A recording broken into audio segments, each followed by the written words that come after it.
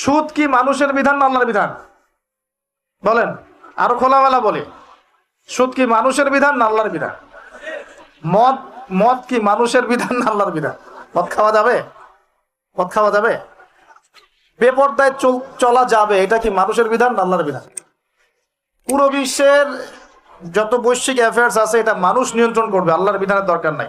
এটা কি আল্লাহর বিধান না মানুষের কথা? তো সারা বিশ্বে এই কুফুরি চলতেছে না, চলছে কি না? এখন এই বিশ্বটা বোঝেন, তারপরে আপনি এই আয়াতটা বোঝেন। এখন আল্লাহ পাক বলছেন, এখন আমি মুহাম্মদ সাল্লাল্লাহু আলাইহি ওয়াসাল্লামের কাছে এমন কিতাব দিয়েছি যে কিতাবে এই সব সমস্যার সমাধান আছে। সুবহানাল্লাহ। সমস্যাগুলো তো বুঝতে পারলেন? আল্লাহ পাক বলছেন, হে মুহাম্মদ বলেন সাল্লাল্লাহু আলাইহি ওয়াসাল্লাম, আমি তোমার কাছে এমন একটা কিতাব দিয়েছি যে কিতাবের মধ্যে প্রতিটা বিষয়কে আমি ব্যাখ্যা করেছি, সমাধান দিয়েছি। এটা হেদায়েত, এটা রহমত, এটা বুশরা, সুসংবাদ কাদের জন্য? যারা আমার সামনে আত্মসমর্পণ করবে। যারা করবে না ওদের জন্য সুসংবাদ নাই। আর এই কিতাবের ব্যাখ্যা আছে।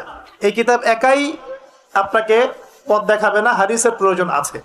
এটা আমরা পেলাম সূরা নজম আয়াত নাম্বার 3-4 এবং সূরা হাশর আয়াত নাম্বার 7। যে রাসূল সাল্লাল্লাহু আলাইহি ওয়াসাল্লাম নিজের মন গড়া কোনো কথা বলতেন না, তিনি সেটাই বলতেন যে আল্লাহ ওহী করতেন। আর আল্লাহর রাসূলের আদেশগুলো আমরা পাচ্ছি হাদিসে, নিষেধগুলো পাচ্ছি হাদিসে।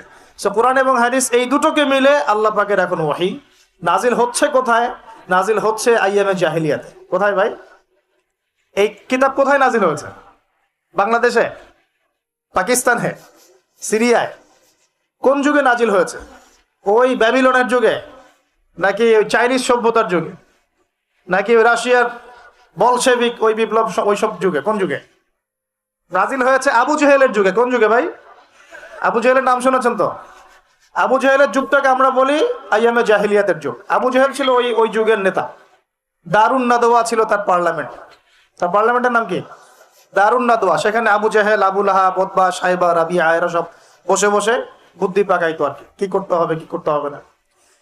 বাই দ্য ওয়ে, এই আবু জেহেল, আবু লাহাবরা কিন্তু আল্লাহকে বিশ্বাস করত।